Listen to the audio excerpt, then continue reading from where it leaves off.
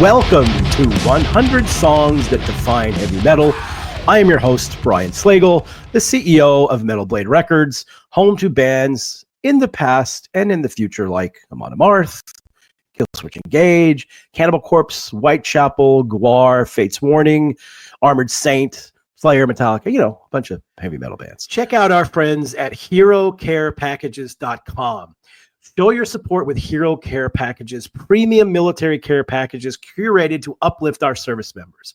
If you want to help out and give our service members something fun, you can go to the site, HeroCarePackages.com. You can create your own package, customizable, to send to our service members, and they will greatly appreciate it. We know that. We appreciate what they do, and they need stuff. So again, go to HeroCarePackages.com, enter the code METAL1982, and you'll get 10% off your order, and you can customize it, upload it, and send some really cool stuff to our amazing service members. And again, HeroCarePackages.com. For all of your concert merchandise, sports merchandise, entertainment merchandise, you want to go check out our friends, oldglory.com. They have it all: heavy metal, rock, sports, all sports, entertainment stuff. If you want a shirt or a hoodie or any sort of merch from all of those various things, you want to go to oldglory.com. And when you go, put in the code METAL1982 and you will get 15% off your order.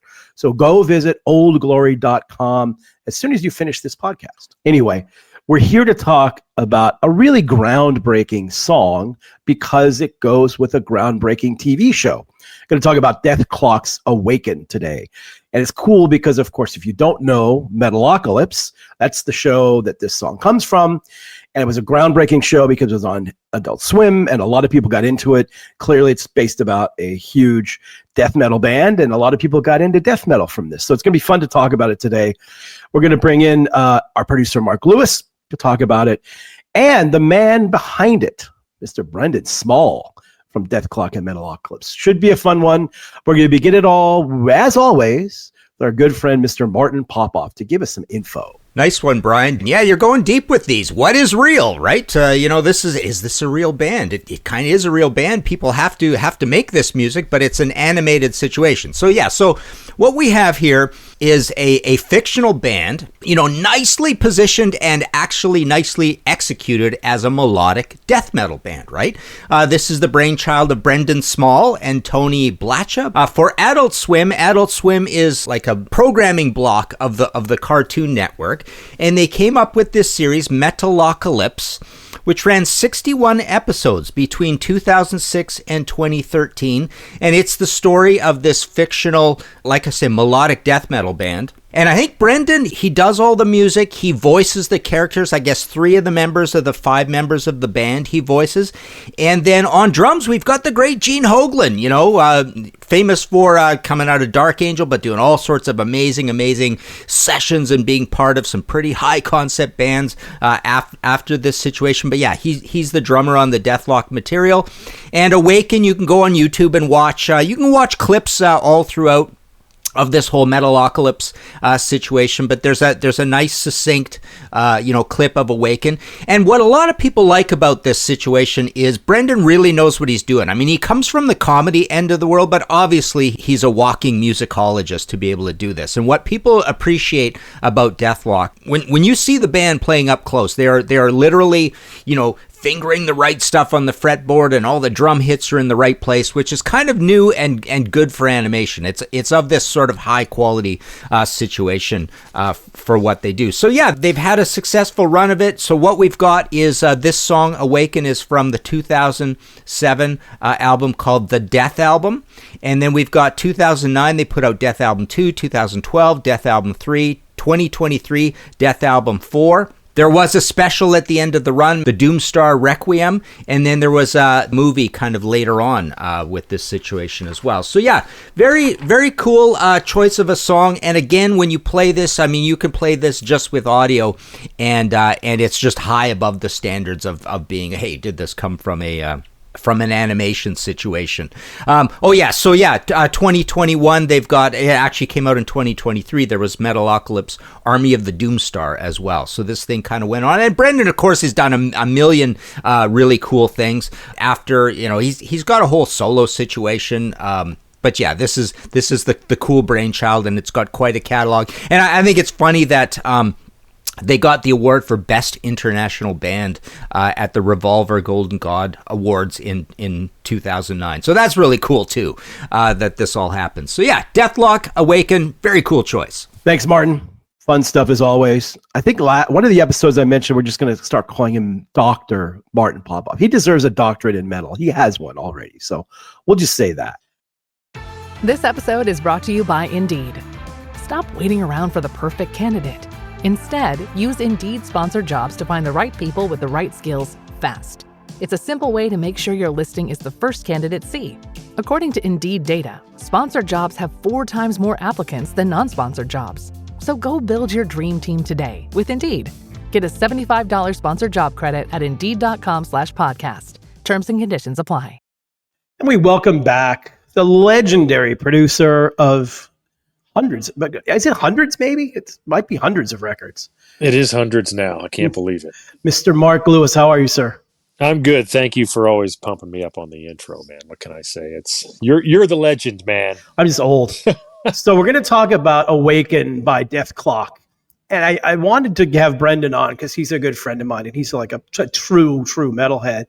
And at first I was like, what song should we do? And then I thought, well, why don't we do Dethklok? Because the Metalocalypse show is legendary, and it's brought in so many people to this music. And obviously, what he did on it is amazing. And the records are pretty awesome too. I remember when the show came out so well because it was, Adult Swim was such a phenomenon at that point. And then the show pops up and you're like, are you serious? Because I think it was, I want to say it was like the Aqua Teen guys had like Zakk Wylde on the show sometimes. And there would be like, you're like, oh, these guys are into metal. And then all of a sudden Dethklok pops up. And it was absolutely, to me at first, a gimmick. I'm like, oh man, this is cool. Like these guys, like it's like a Spinal Tap thing where you're like, oh, they have had some experience in the scene. And I didn't take the music super seriously at first. And when I heard the songs, I'm like, wait a minute, somebody knows how to play here. And then I met Brendon, I think at least once through you. We all went to dinner together somewhere in LA. I was like, oh, this guy's the real deal. And I had seen his band live, and he had like guys like Mike Keneally and Gene Hoglan playing for him, and it's like, oh, okay. This guy's not joking, even though this thing is obviously fictional and a joke. Like he's clearly an amazing musician. Yeah, him and Tommy. Tommy's the other guy that was involved with the show. They're both massive metalheads. So Tommy used to do the Eric Andre show. Okay. Which if you've never seen that show's a riot. I think that was also on Adult Swim, but it's basically a talk show that Eric would host. And he had some metal bands on there. We had Cattle Decapitation on there once. Yeah. Tried to get Cannibal, but we couldn't do it. But those two guys came together as big metalheads. And I think you can really tell when you're watching the show that even though it's a comedy show, that it's done by people who really, truly do love the music. Yeah, and I think to get the humor right, to really lay it all out there, to get the humor right with metal, you do have to really know the ins and outs of the music and the scene a little bit. I mean, it's the jokes were so good. I remember when it came out, like, Jason and I were still really, Jason Sukoff and I were still really working pretty closely together at that point. We had our own studios at his place, but it was, we were spending a lot of time together.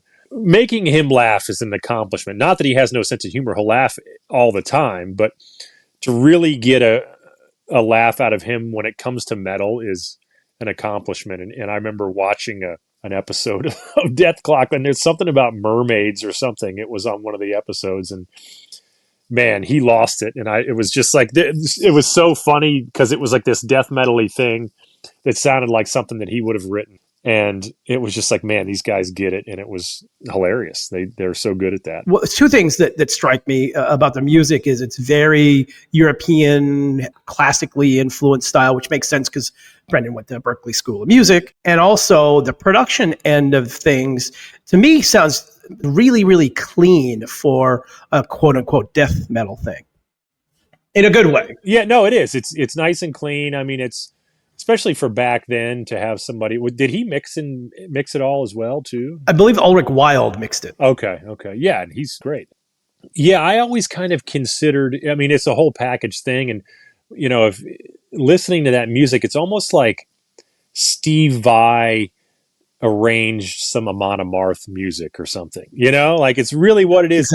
Because he has these hooks that are very, and the vocal delivery is reminiscent of Amon Amarth, but the arrangement is very Guitar Hero-esque. Like he uses the guitars as hooks, but then also has the vocal hooks. It's very Guitar Hero-y. I always notice that about it. It's obviously these guys knew what they were doing. I mean, it's just cool stuff, I love this song in particular. I mean, I like all the Dethklok stuff, but this was one of their bigger ones. And I love the opening riff. That opening riff is like, it's a classic metal riff, basically. It's so good.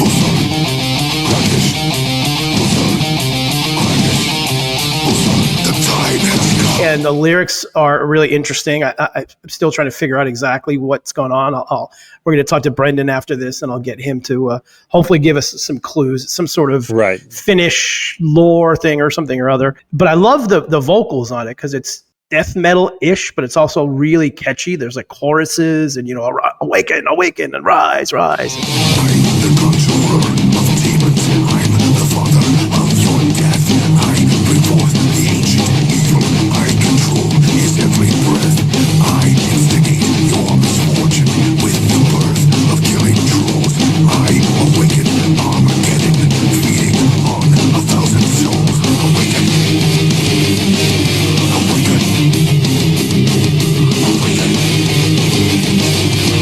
A really interesting song. And then, of course, they've got the crazy Steve Vai solos.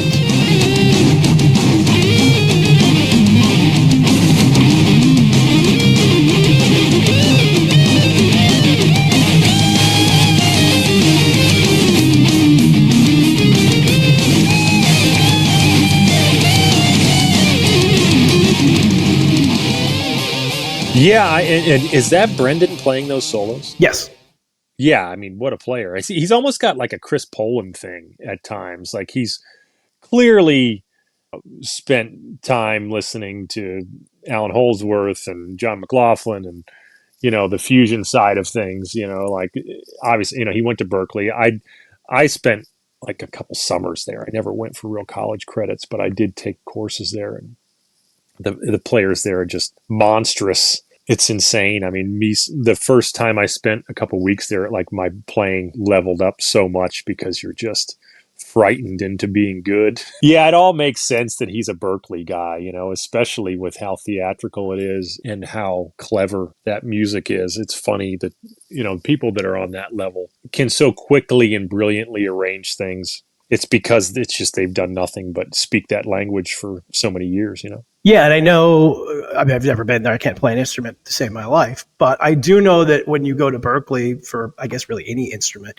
they do teach you a variety of things. They'll teach you classical. They'll teach you, this and that. And I get that feel in a lot of the Dethklok songs, too, where it's very much, at least for me, the classical kind of feel to it is there. He's far beyond that even too. I mean, I guess I can't say far beyond, but it's like it's clear that he really knows his shit, man. I mean, I could sit here and talk about all the ins and outs of that nerd stuff forever, but yeah, I mean, he's a studied guy, and that music is so well done. It was obviously, it seems now inevitable that the guy would have success doing that when you're that brilliant, Yeah, right. Obviously, having Gene Hoglan in was a huge thing because you cannot play that style of music without a really good drummer. It's just simple as that. And Gene did play on those records. Yeah, that's what I thought, because I mean, I never considered it to be like a programmed drum situation. I can feel the songs push and pull a little bit. They're not totally gridded. At least to my ear, from what I remember. Yeah, I want to say that some of the stuff on the early shows were probably some fake drums, but I know the record version of it was, Gene played and recorded on the whole record. Right, cool. Yeah, no, and he's amazing. So yeah, it's so good. I definitely have to ask. One of my curiosities from Brendon is like, so does the song come first, or does the idea for the episode come first, and how does that work? kind of fascinated by this. I imagine it's a bit of both, maybe. Who knows? But so unique. I need to go back because talking about this made me think about how funny some of those episodes are, man. And like, it was like Spinal Tap. It's like I said before, the humor's too clever. I mean, he's clearly spent some time in metal bands or backstage at shows or touring, or like, obviously he's been in the situations where, because, there's times when all of us, like, we're making records, whether it's a Cannibal Corpse record or an Exodus record or whatever. And you're just like, man, I can't believe we get paid to make these fucking noises. You know what I mean? At times where you're just like, this is so ridiculous. When you kind of take the fact that when you look at it as fiction and what we're conveying and boil it down to humor, it is kind of ridiculous that we get to do this stuff and get paid for it. And Nathan Explosion, of course, is based on Corpse Grinder, and you've worked with Corpse Grinder, so can you see George in that character? Of course. Yeah. I mean, the whole thing is hilarious. And I mean, everything, it's great. Putting it in the context of this podcast, I do feel that this song in particular, and just the whole process of the TV show, I just know so many people that got into especially heavier metal because of watching this TV show. They might have known Metallica or something, and I'm sure a lot of times they didn't know anything, and they just thought, right, like, I like Adult Swim, and this show has a buzz to it. And I've talked to a few people that watched the show and then got into like the metal stuff from there. So it kind of is important to the history of metal. Yeah, it's very much a gateway. I mean, I think we talked about this with Amon Amarth too. I mean, they're a big gateway for people, to graduate into the heavier stuff. I mean, for me, it started with Metallica and Black Sabbath and Megadeth and Slayer and went, totally sideways into so extreme for, and still does. I remember seeing the show, like I saw him at House of Blues with Black Dahlia opening, and I was just like, man, this band is on fire. Like I had no idea that they were this size. I thought the show was funny and everything like that, but I sometimes live under a rock in the studio and poke my head up, and I'm like, oh, okay, this is what's happening. I need to take notes here. Yeah, it's amazing stuff. And they again, Brendon and the show's done so much for metal. So, and great songs. So again, Mark, thanks for doing this. Much appreciated. I'm sure we'll have you on again soon. Happy to be here, man. Thanks for having me. Now, how does PwC take your company to the leading edge? They bring the sharpest minds in tech to your team, so you can bring the ideas that will transform your business. They're passionate about your industry, so you can walk into any room with every advantage. And they're with you every step of the way, so you can know you're headed in the right direction. PwC builds for what's next, so you can get there now. Get started at pwc.com/us/leading edge. we welcome in the brains behind Metalocalypse and Dethklok and many, many other things, Mr. Brendon Small. How are you, sir? I'm good. Thanks for having me, Brian. Good to see you. Good to see you. Thanks for doing this, man. Interesting. Like, I thought of you to do the show, but I wasn't sure, like, should we talk something else? And then I thought, well, we really should talk Dethklok and Metalocalypse, because it really had a massive impact on getting a lot of people into heavier music because of the platform that you had. And if you guys don't know, for some reason, you've been hiding under a rock for a long time, Metalocalypse is a fantastic animated show on Adult Swim. It's our man, Mr. Small here, was behind the whole thing. So I guess, first of all, where did you come up with the idea for this thing? It's really funny because I'm a guy who grew up in suburbia and discovered guitar at the age of 14.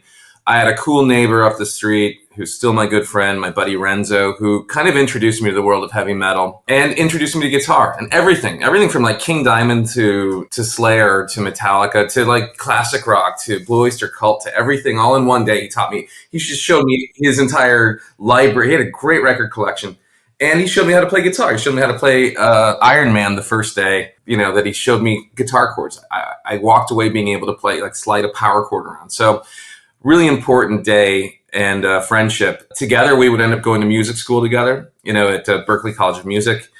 And then from there, I went on to do stand-up, and I started studying writing for television while I was studying music. I was studying at Emerson College, taking classes on comedy, on script writing. I would have a spec script by the end of my stay. I started getting into stand-up, got into television through a show called Home Movies. And somewhere along the line, I kind of stopped calling myself a musician and started calling myself a comedy writer. But truthfully, I was listening to so much metal and getting acquainted with this stuff that I kind of missed out on during music school. Music school, I'm studying everything from classical to jazz to contemporary fusion and stuff like that. But I'm falling back in love with my guitar, and I'm falling back in love with heavy metal. And all I'm doing is going and seeing shows, Cannibal Corpse, Nile, anything that's anyone that would come with me was welcome. So, and I made friends with a guy named Tommy Blotcha, and Tommy is a really super funny writer. And at some point I kind of had an open door to Adult Swim, and I had a different show that I was kind of going back and forth on. And a buddy of mine said, I can't believe you're not doing a show about the only thing that you talk about, which is heavy metal. And I said, I can't believe you had to tell me that. So the next day I got together with Tom and we started thinking about an idea for this TV show. And it was really simple. It's all kind of in relation to heavy metal and all in relation to Spinal Tap, in that Spinal Tap did the greatest job showcasing a band kind of on its way out, And we thought, okay, well, that means we can't do that story. And, Tenacious D kind of is the story of a band that couldn't gain liftoff. Flight of the Conchord is the same kind of a thing. So we thought, what if we did the biggest entertainment act on earth and built a band from the ground up, in this cartoon world. So that was kind of the genesis. And then building characters, building, exaggerations of real life things that would happen, like destructions at live shows, from stage collapses to, Altamont, So how do you exaggerate that and turn it into comedy and mine this world of kind of what was going on at the same time was that the world was turning its focus on kind of inept celebrities. Paris Hilton was big. People stopped buying shows from writers. They thought, we don't have to write anything. We can just follow these kind of inept celebrities around and let them kind of guide the way. And that pissed me off. So I was like angry. I thought, let's make fun of the celebrityism, but let's do it with a heavy metal band, something I love. And so all these kind of things started swirling and the show came out. And then the show did well enough for me to put out records. And the records did well enough for us to go on tour. And I met with Gene Hoglan, before I made the records, and thought he had just finished his stint with Strapping Young Lad. So he was available. So all this stuff was kind of fortuitous. It all kind of came together. And it was a lot of fun work. And a couple years ago, like 2019 or so, the opportunity came to put the band back together and to make a movie and to kind of start turning it back into a touring entity. And so we're back touring now. Yeah, I've seen that. I've missed the shows because whenever you're playing in a city that I partially live in, you're never there when I'm there. But we'll figure that out sooner or later. Figure it out, yeah. So I have a question, though. So when you had that fateful day of listening to all this music and learning how to play the guitar, what was your musical background prior to that? I'm a kid from the suburbs who grew up in the 80s, so I really was interested in guitar. I was interested in Van Halen at the time. I didn't really know much I had heard about Metallica. I had heard about some of the bands that were kind of like creeping out into suburbia. My background was I had taken piano lessons. I had a little Casio keyboard where I'd sit there and most of the time just sit by myself and write songs or write cool chords that I could try to remember. But beyond that, nothing much. I was just, and my parents aren't musical, and I wasn't a good student or anything either. But once I managed to, save up enough money to buy a guitar and start practicing, I noticed that all of my focus would be on the guitar and trying to figure it out. And I also got into, all the crazy guitar players from Yngwie to Vai and Satriani to Jeff Beck to everybody that touched a guitar, from John Petrucci and any of those guys. And I just became kind of obsessed. Wow. So when you did Metalocalypse, did you have the idea to have the band be making music for the show as well? Or did that come after you kind of started the show? No, that was the idea. On the previous show I had kind of like a scrappy kind of band inside of a show called Home Movies. But the whole idea was that I never tune my guitar. I don't necessarily play in rhythm. It's all trash, But in my personal life, I was sitting there practicing with the metronome and learning sweep arpeggios and all kinds of crazy stuff. And right before we sold this show, I was asked to write some music for another Adult Swim show, and I turned it around very quickly. It had lots of guitars and harmonies and vocals and all kinds of stuff. But I turned it around in like a day, and they were all very impressed that I could write music, because most of the guys that work in TV are just TV writers. I had, I guess, a special skill because I'd spent all this time at music school studying music. I even interned at jingle houses in New York where they write the music for commercials. It was like, in the 90s, I was like there where people were smoking cigarettes indoors, recording on 2-inch tape. It was like the 1960s, and ad execs, and I was getting them coffee, and I was trying to figure out, is this what I want to do? Do I want to be this far back in post-production? And the answer was no, I don't want to. I'd rather be the guy directing it. I'd rather be the guy writing the music. I'd rather be the guy acting in the stuff. And so I was formulating these kind of lifelong plans because I saw what it was like working in that field and how competitive it was. I knew that comedy was open. I knew that comedy wasn't super saturated like it is now. I knew that if you had a unique voice, you may stand out. If you had a unique take on comedy, you may stand out.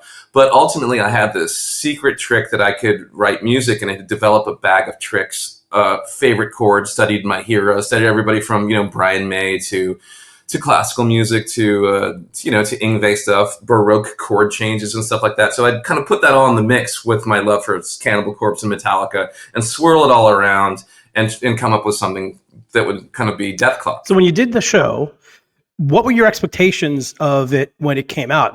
Did you expect it to do well? Were you just making it to make it? Or did you have like some sort of expectation this thing could take off? I was hoping that it would because I thought that the world, I was kind of studying the market a little bit too, knowing that heavy metal is something that always did well. And at the time, especially in 2005, I think is when we sold it, so 25 years ago is when we sold it. 2006 is when we premiered. So in a year, it'll be the 20-year anniversary.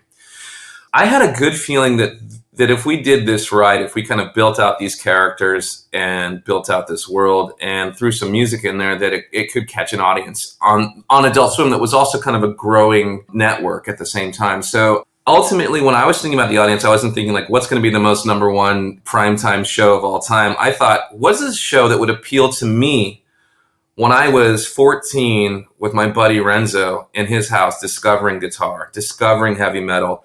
And that's the guy I was talking to. Nobody else. I was talking back to myself and saying, I'm going to give this kid a gift. And hopefully there are other kids like me out there that maybe probably aren't doing well in school, probably don't even know about guitar yet, don't know that they may fall in love with it one day. And hopefully give them something that I got from my friend, which was a brand new obsession that would be with me the rest of my life. And so that's kind of to me, I always thought I was talking back to myself. Yeah, and like all great art, music, movies, whatever, usually if you're doing it for yourself and you're making it for yourself, that you like it, that's usually when things work out the best. Yes, it's hard to talk people into money for yourself, though. But fortunately, at that time with Adult Swim, they were open to the idea of building a lot of shows. And I knew that I had already had a show, so I got to look at kind of from my vantage point what worked, what didn't, and why. And I was slowly trying to correct all the things that didn't work in my previous show in how it was delivered to the audience, what the advertising campaign was, what it looked like, what it sounded like. I had a lot more control on Metalocalypse than I did in the previous shows. And all those little tiny things are kind of working in our favor. So yeah, so the show's gaining success. Our premiere was like one of the highest premieres of all time at the time for the network. So it was all kind of working. We had also leaked a short little clip on YouTube, which was brand new. My dog's coming in. We leaked a trailer, and I could see that it was being watched, and I could see that it was gaining traction. So from my point of view, I thought all this stuff is working. It's all going in the right direction. And I think by the time our 4th episode aired, and we were still in production, working as hard as we could, we got a pickup for our 2nd season. So it was all looking good. And then the next thing was to finish our season and for me to go and make this first record using bits and pieces of all these songs. Because the challenge for myself as a writer was, can I write these episodes? Can I stay on top of production? And can I write music for every single episode, unique music for every single episode? So that's the challenge for me as the musician part. So that was the trick. Was the plan all along to make records as well as do this show, or did that come later? It was, it all kind of came in one. I remember sitting kind of like a Starbucks and, in Hollywood with Tommy and thinking, okay, look, if I write unique music for every single episode, then at the end of the season, I can probably take my favorite pieces and elongate them, put them on a record, record the whole thing. I'd have to get a great drummer because I'm programming terrible drums in the first season. And so I need like someone who could validate our project too. And Gene Hoglan definitely validated the project and just added so much creativity. But the idea was, okay, if I can write this music, then I can put out a record. If I put out a record, I could perform it maybe. But how would I perform an animated show then? But I had the Gorillaz to look at.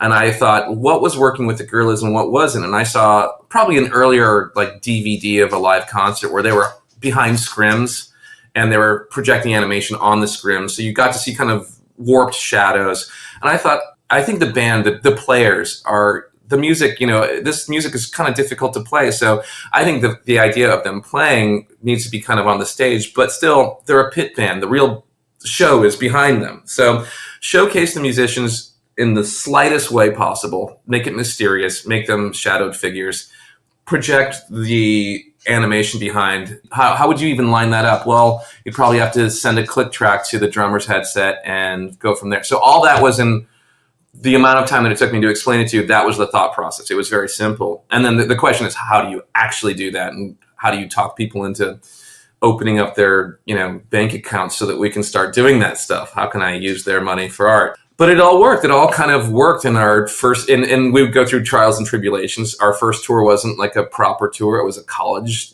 campus tour where we played with a band that wasn't even the same genre. And I was learning a lot. I was like, I'd done a lot of stand-up. I'd done a lot of performing. I hadn't, played my guitar in front of people as often as, I would end up doing. So there was a lot of learning. I would drop my guitar at times. I would hit the wrong channel and, take a solo on a clean tone. Just terrible destruction throughout. But managed to make it all work. And now is kind of the culmination of all those years of trials and tribulations. And now we have a really fun, entertaining show. Yeah, it's great. I remember the early shows too. It was kind of fun because you guys were kind of dark and obviously highlighting the video part of it, but it was pretty cool. Yeah. One thing though, why I think that it works so well, and I mean, look, every single metalhead knows the show and they love the show, is because the music is very unique. Like, while it's kind of more or less death metal-ish, obviously they're kind of a death metal band, but the music to me, and you mentioned all of your different backgrounds, the classical and all these sort of things. And that's why the music is much different than really any other death metal record or band out there, because you've got those crazy guitar solos, and that stuff could be on, like you said, Yngwie. It could be on an Yngwie record or anybody's record, kind of. So, which isn't the way death metal normally is, because normally it's just super heavy. There's not a lot of solos, and certainly not kind of in that old school European style. So when you were putting together the music, like, what was the background of that? Or it's just like, hey, I like the way this sounds and that's what it's going to be. You know what? A lot of it is personal preference. It's kind of funny when I write music for projects outside of Dethklok, people go, hey, that sounds like Dethklok. And then I go, you know what? I think it sounds like me is what it ends up sounding like. It's just a bunch of personal preferences. I really love that. I love Mozart. I love Fire and Brimstone. I like this Requiem is so dark and evil, and there's so much just like heaven and hell, and I love that about Yngwie. I love that about Brian May from Queen. I love all of that kind of traditional harmony, and we studied those classes at Berklee College of Music. So it all started, like, I started kind of collecting a thing called figured bass, where the bass line isn't normal, in classical, it isn't always like in unison with what everything else is doing. It's sometimes is highlighting one note underneath the chord. And that, to me, I was like, it all clicked. I was like, that's what Yngwie's doing. That's what Brian May is doing. That's what Mozart's doing. And so how can I do this in heavy metal? How can I get this really cool harmonic movement happening and then sing about stupid bullshit on top of it? So I'm trying to satisfy my like musical desires and my, and the needs and wants of comedy on the show too. So, and then I thought about Metallica. I thought when they were like militaristic and, like Injustice for All was the record that came out when I was getting into metal. And of course I would go back and listen to everything else, but the militaristic kind of temperament of that record to me was a big deal. The crazy odysseys they would go on, all that stuff was really appealing to my ears. So I would start these excavation projects and trying to figure out how how they derive one thing or the next, or just go like, they're also, it's James Hetfield following his ears, and following down this kind of musical, labyrinth. And that's what's so cool about thrash metal too, is that if it goes fast enough, you can kind of like take all these left and right turns, almost like you're on a crazy, maze, and it can spit you out in a completely different place. And that's what I love about thrash metal, about from Anthrax to SOD to Slayer to, Exodus, to all those dudes who are kind of building the sound.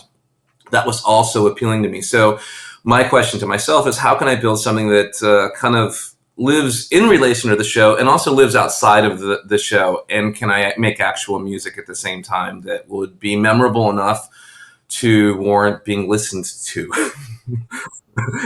Yeah, we're talking about the song Awaken, which is one of the signature Dethklok and Metalocalypse songs. Everything about this song, I think, is brilliant. The vocals, the lyrics. I had to do a lot of digging to figure out what this stuff was. And is it fictional? Is it real? It's like Norwegian lore or something? Oh, good question. Yeah. We kind of start in Finland in that episode. That's another thing, is you hear all those European things, and we literally had a globe in our office, and we would spin the globe and we'd stop somewhere and go, where's this episode take place? Reykjavik, Iceland. I've never been there. What can I learn about Reykjavik, Iceland? Okay, spin it again. What's going on in Finland? Okay, well, I know Children of Bodom are from Finland, so let's think about that. So it's kind of like an inspiration of Children of Bodom is inside of that song too, because you've got keyboards, you've got that European kind of flair. Talking about death metal, I always was careful to call Dethklok an extreme metal band, because I wanted to cherry pick from what I liked about the entire genre and build a different subgenre or something like that. So I thought, no one's telling me what to do musically on this show. There was no safeguard between what I thought was interesting musically and what would end up on the show. There was nothing in between. So whatever I was in, like in my little tiny studio, I would go and just come back with something and go, I think this is interesting enough. And musically, I think it can drive the show. So Awaken was one of those songs. And there's a character called Musta Krakish. I made up that word. I don't know what it is. It's a troll that lives in the lake. I knew about Lake Bodom. I knew that there were like murders there. I knew that's why Children of Bodom. I thought this lake is interesting. And how much more kind of lore and fiction can I throw into this thing? And can we build a cool character out of that, a cool creature? Can we, like, what can we do here?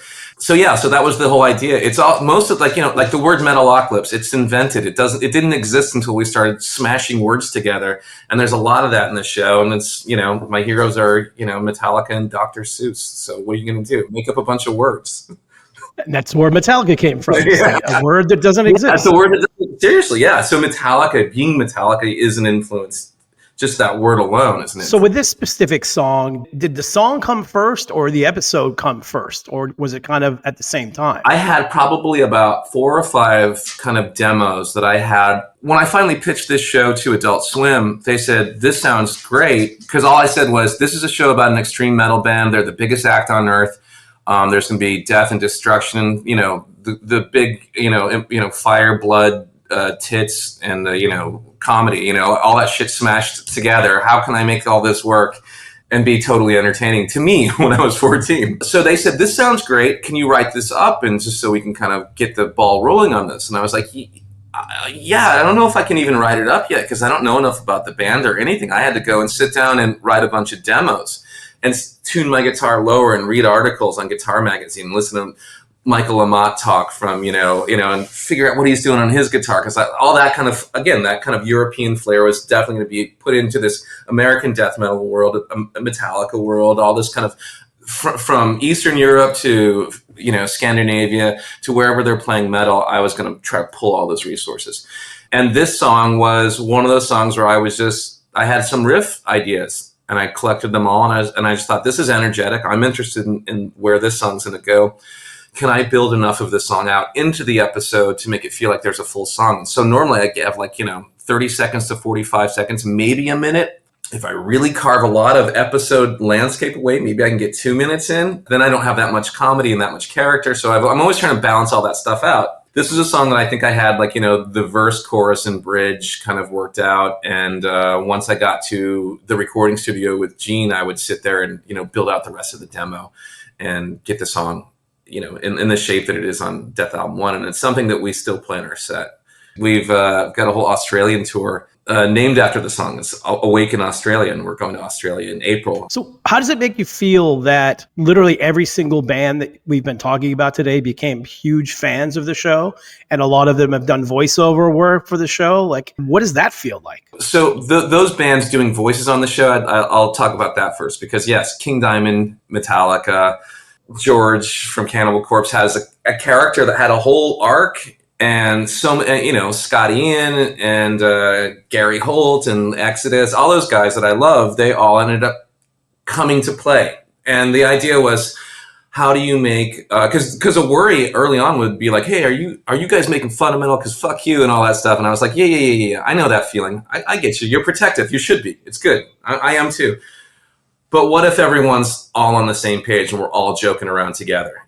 So that was something I wanted to make sure that we were doing. So getting Metallica to be in the first episode and for them to be funny and to just to play characters and to make fun of types and things like that was really exciting to me. But ultimately, they were just meant to be characters in the show and to express themselves on a comedic level, which they don't always get to do. But we all know that every metalhead has a real sense of humor, too. What are they going to do on the bus? They're going to watch Monty Python or The Simpsons or whatever. Everyone needs levity in their life. So that was really exciting to get them, to talk them into this and to get them all to say yes and to kind of build this thing where we could keep on bringing people in and have my musical heroes from the metal world or to, from the guitar world, from Steve Vai to Satriani, do voices and be funny and participate in the comedy. As far as them liking it, it's the coolest thing if any of these guys like any of this stuff. To me, it's not expected. I don't expect them to be on their radar, but if they do like it, to me, it's the most exciting thing I could possibly think of. Oh, look, I don't know any metal that doesn't love that show. And you mentioned Spinal Tap earlier, and that's a really good example of something that is so funny and so out there. But again, there's not one single musician that doesn't love that movie and hasn't gone through at least one or two of the things that occurred in there. And I think people love the humor of this. And obviously the music is serious and it's really good. And, you know what you're doing. You're a metalhead. So I think so one thing about metal fans I've noticed is, we see what's real and what's not real. And when you watch Metalocalypse or you listen to Dethklok, you go, this is real. And this is made by people that love metal. And even though it's kind of making fun of things, it's doing it in the right way that we can all appreciate it.